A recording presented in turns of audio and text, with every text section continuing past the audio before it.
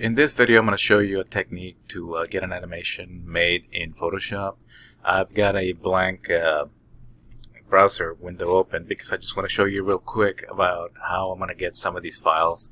I'm not going to publish this for a profit. I'm actually just making an instructional video for you to get a sense of how this is made.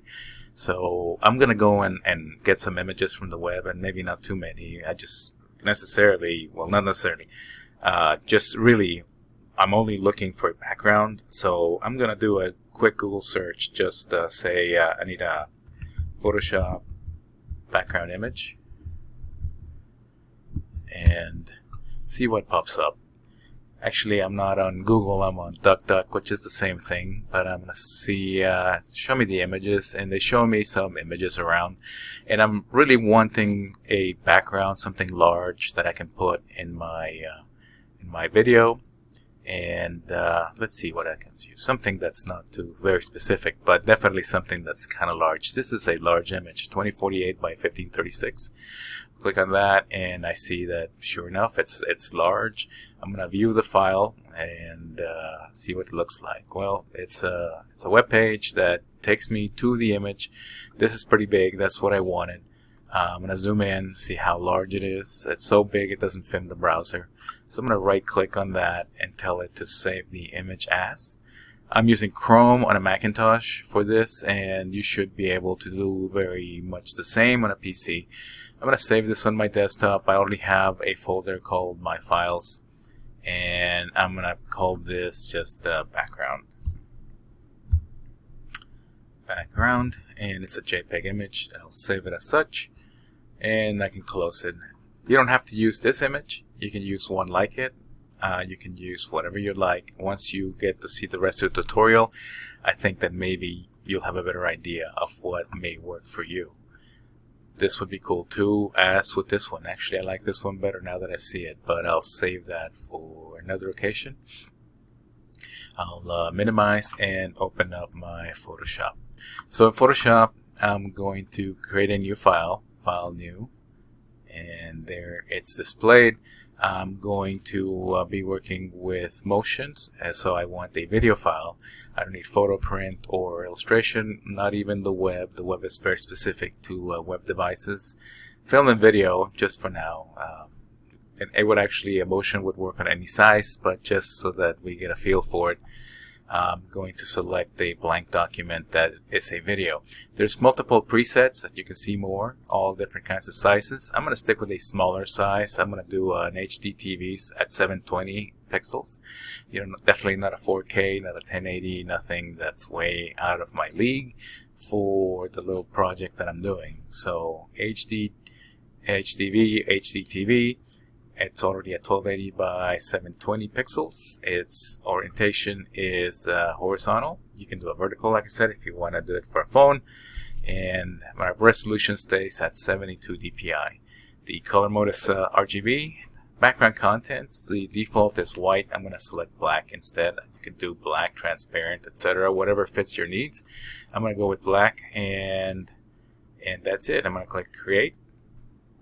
I get this new file. And you'll see then that there are new rulers that are attached to the document. That's because these are the safe areas, anything inside of this particular space. But that's what I'm talking about right here. This is what is guaranteed that you're going to be able to see on your device. If you go any further than that, depending on the make of the monitor, the television, you might be missing out on that when it's displayed. It may be that it's being enlarged in a projector that is a little bit off center, so you want it to be in the middle. Doesn't mean that you're going to be only working here in this area that's highlighted right now. It's just that that's the safe area. That's for sure where you want to keep your subject. That's where you want to keep whatever you want people to see, so that it's a guarantee that they'll be able to see it. Well, I don't need this, so I'll unselect. And also, since you see this is a very familiar Photoshop layout, it's because I'm working on the workspace that's the default, the essentials. We don't need this necessarily. We could stay there, but I'm going to need some extra tools. And rather than picking them out one by one, I'm going to change the workspace to motion. and then this way I get some tools brought in that were not there before. I'm going to press Command 0 on my Mac, Control 0 on your PC, and then that way the whole thing fits in here. I may be zooming in and out occasionally so that I can see more of this screen. You should have noticed maybe that when I did that, the timeline appeared at the bottom. This is new to us, at least for now, and we have some new menus on the right side as well, and some familiar ones as well. You definitely want to see the layers because we'll be using these extensively. You'll see some play actions, you'll see some history, things that maybe weren't there before, and I'll show you as we go along what you need to use. So that screen, or rather that image that I downloaded, for example, it's on my desktop. I'm going to tell Photoshop to go to File and Open, and since it's on my desktop and it's already there, I'm going to look at my Files folder. There's the background, which I misspelled, and that's okay, I'll change it later. Click Open, and I see this very large file open. Now this background is this individual file. The other one is still there. I'm going to click to the tab that I just opened the image in, and I'm going to select the whole thing, all of this stuff here. I'm going to go to Select All, Command A, Control A on your PC would do it, and copy this. Edit, copy. So now it's on the clipboard. I'm going to go back to my video. Notice that right now I only have one layer, and that's my background. Whenever I paste something on it, though, that's going to be a new layer, and it's called Layer 1. I'll double click on the name Layer 1, and I'm going to rename this background, make sure that I spell it correctly. Why don't I just say BG-colors, and just leave it at that. And I can close this other one to save a little bit of memory. You'll notice though that my background is in a different state, or rather a different dimension than this one. This is high definition, it's widescreen, while the other one was more of a standard file. I tried to get a zoom out a little bit there, that's why you saw that. I'm going to press Command minus to zoom out a bit. You'll see now how large that background actually is. The background is the size that we set it up as, a 1028 by 720. The BG colors though, if I press Command T, it shows me at the different dimensions that it's actually much larger. I don't want to resize this, I wanted to keep it large. That's why I picked it. What I want is to have something that I'm going to make sort of move around, so it sort of floats from one side to the other. And I'll just have to decide where I want it to be. Is it going to be on this one, and it's going to go this way? I like that combination a little bit better than the other one. I'm thinking in my mind, sorry. Just that I don't want it to go like this, the way of the lines. I want it to go against the line. So I'm going to stick this on this corner and press enter so that it just accepts that it's been moved. I'll zoom in. This is why it ended up with. What I'm doing basically, I'm just setting the stage so that the background is going to be mobile, it's going to be moving, and everything else may either stay static or move around in a different way up in the front. The front being the top of the layers. So what am I talking about? Moving things. Well, it's going to be a video timeline. We're going to start from the left, go to the right, along what? Well, I don't know yet. Since I have not told it to create a video timeline. I'm clicking on this button and it creates a video timeline, and it gives you a little bit of directions. Says click the video icon to add media to a track if you want. But right now the media in there is just basically a background. I'm going to then make this a little bit larger. I'm gonna hover on top of the edge there, click and drag up, and now you'll see that my layer BG colors is selected over here, and over here it's also selected. It tells me it's selected. It's purple. It tells me a couple of things that you may not be familiar with. At the bottom on the information, it tells me that this moves at 29.97 frames per second. So in 1 second, this frame will be repeated 29.97 times. If it doesn't sound practical, well, that's just the way computers think. This whole video is about 5 seconds long right now, and it's a little bit more than 15 frames, so we'll have some room to play with. Background colors is still there, the background is still there, and whatever is highlighted up here, that's what the active layer is on your timeline. This chevron icon on the left, I'm going to click, and it's going to give me some additional commands or information that I have about this layer.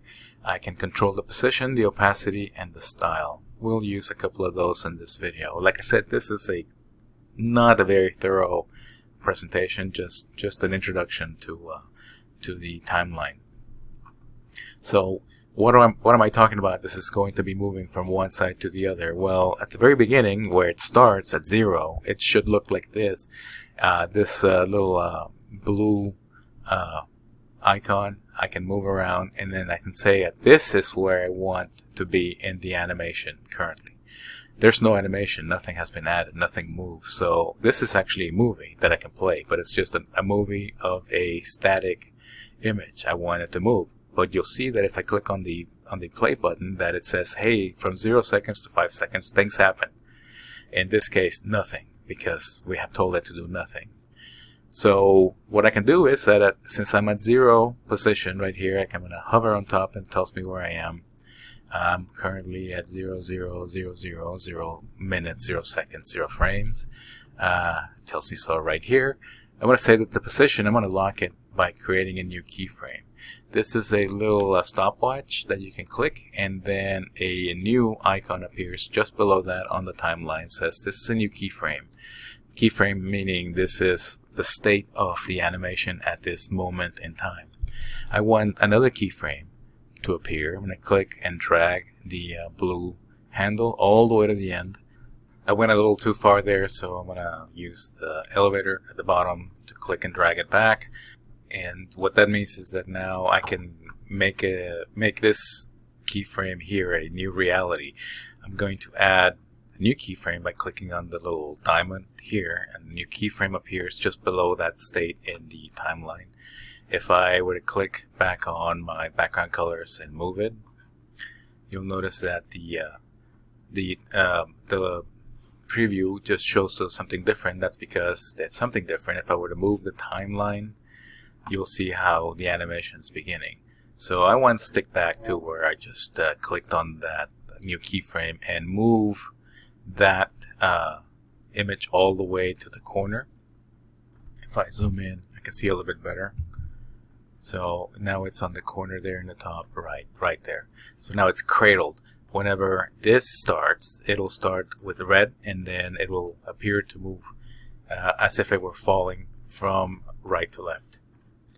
I can click on the play button if I move the timeline all the way to the back here. Click on the play, and then that'll play for me, and there's a little video already going. Now that seems to be going a little bit too fast, and maybe it's because the animation's a little too short. It's currently just 5 seconds. I'm going to zoom out using the elevators at the bottom here. If you go toward the left, you'll get to see more of the timeline as you need it. You can see much more if you go all the way down. No need for that. I'm only gonna go to about that state right here where I can see that it's half of it. And then if I sort of hover on top of the edge of the animation on that layer, I can click, hold it, and drag it, and you'll see how it was ending at 5 seconds or so. I'm going to drag it all the way and make this a 10-second clip, right about there, 10:01. And now my animation is a lot longer. You'll notice, so it's only active all the way to that part of the animation. It stops moving because we told it originally that's where we want the state to stop. But I can move that all the way to the new end, which is at about 10 seconds. And now I have a 10-second animation that as I keep on talking and I'll keep on adding things to this, it would just keep on going for 10 seconds. Like I said, not a very long video. So this is happening, and this is only happening though in one layer, the background colors. So I said originally I want to use some text, and I'm going to do that the same way that we've been doing in Photoshop. I'm going to click on the text tool, and let me see, what color am I using? I'm in a dark color there. I'm going to switch this to something that I can definitely see there. Maybe some sort of an orangey thing here, maybe a push-up type of thing, something in right about here. And I'll click OK, and now I can type in the word Photoshop or something like that. Dummy text comes up, lorem ipsum, and I'll just type in Photoshop in all caps.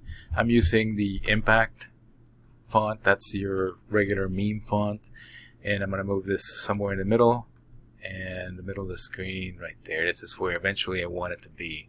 Right now it's nowhere. I don't even know where I am in time at the very end. So see, that was a bad move on my part, because I should have been somewhere else. So now my Photoshop text only starts at the very end, so I can move this back. You should have been at the very beginning.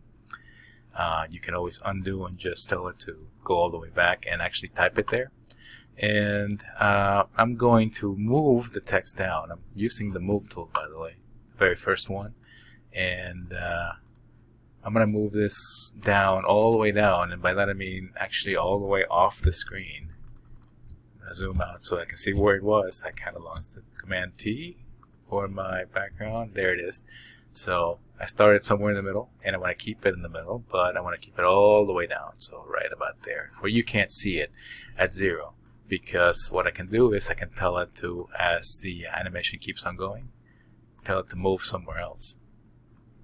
And I do that with the same technique. Now that I'm at 0 and I have this Photoshop layer active, this is what's active on both of them, I'm going to click on the chevron again and say, hey, you know, let's start the transform again. And it adds a new keyframe. And I can say, okay, well, you know, I'm not going to spend too much time with this. Let's say 2 seconds. In 2 seconds, I want it to move all the way somewhere else. So we'll click on the diamond, get me a new keyframe, and then tell the text itself, which is in this layer, which is active, press Command T so I can see where it is, and then move it manually all the way to where I want it to be, right in the middle, and see what's going on with that. Press Enter to accept, and see how it's moving up and down, because I'm moving the time backward and forward. It'll stick where I told it to at the 2 second mark. I'm going to press go all the way back and tell it to go, and see what happens. Photoshop goes all the way up, the background keeps on moving, but then the text disappears. But that's because this Photoshop layer only has a couple of seconds worth of time. It's not as long as the 10-second one below it. I'm going to hover on top of the edge and take it all the way to the edge. I'll zoom out so you can see that I'm moving it all the way to the end of the other layer. So now they're both just as long, and they're doing different things at different times, but at least they'll have the same duration. So that Photoshop stays in the middle, and then everything in the back is moving while it's static in front. I'm going to zoom out so I can see more of the timeline. There you go. Now I see everything. So since at this 2 second mark this sort of happens here, I'm going to let it stick around for about a second more, right about there, and do something with that text. I can make it maybe go a different color or do something else. And just to be safe, what I'm going to do on this layer, I'm going to duplicate this. I'm going to right click, or maybe even over here on the layer, right click and tell it to give me a copy, duplicate layer. And now it's called Photoshop copy, and that's fine. I'll click OK, and it copied not only the layer, but it copied all the transformations that are going on. So if you were to run this, 2 layers are actually active, and they're moving at the same time, one in front of the other, which is good, because then you won't be able to tell the difference, at least not yet. Because once this happens, once it stops here, what I want to happen, I want something else to pop up with this layer. So what I can do is actually click on the left side and bring it all the way to that side, so that anything that happens only after that time. And what I want to happen, maybe here even at the 3 second mark, I want it to start to glow. So I have all this layer going all the way from beginning to end at the very bottom. Then somewhere in between I have the Photoshop that floats in and then just appears and stops there. Then I made a copy of that, and then that copy, something else can happen. I can tell it here on the Photoshop copy, I'm going to use, and I wish you could see what I'm looking at here. I'm adding effects. By clicking on the blending options, I'll just go to the manual one so that you can see what I'm doing. I'm going to tell it to add a new layer style, and basically I want it to glow. So I'm going to say outer glow, and it's giving me this orangey thing, but it's too orange for at least for my taste, because I have a lot of orange going on. And maybe something that I can do here, I'm going to see about brightening it up. It's already on lighten. Maybe I can change the color from that color that I have to something white. So now I've added the outer glow. I'll click OK, but only on Photoshop copy. The other one stays the same. So if I look at this animation where it stands right now, it should give me the background moving, Photoshop appearing, and then just turning it on.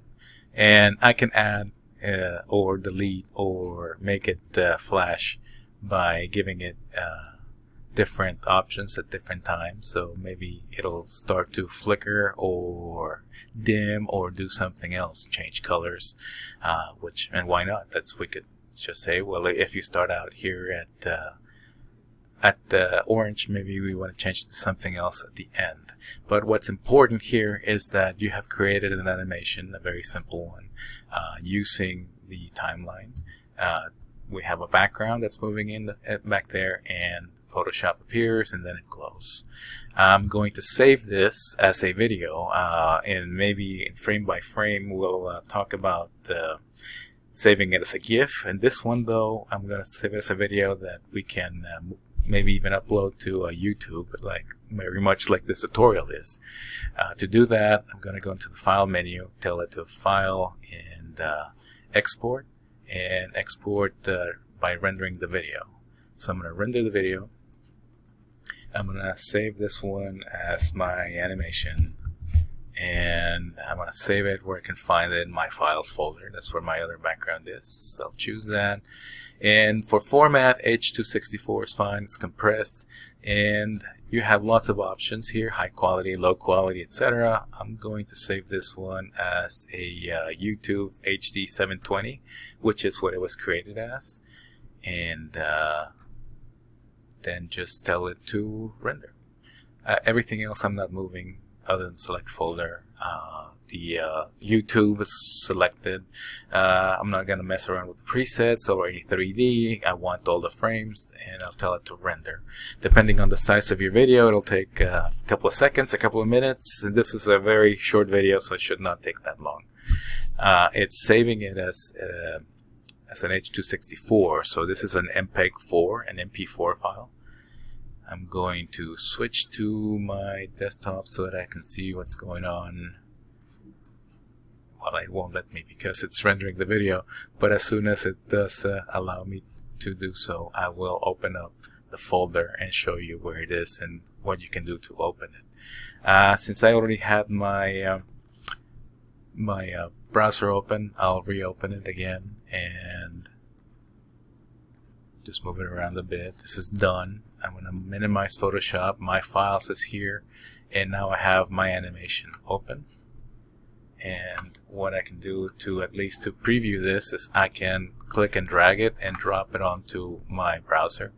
And because it's a modern browser, it starts to play the video automatically, and it even gives me a little preview of the timeline here from 0 to 10 seconds.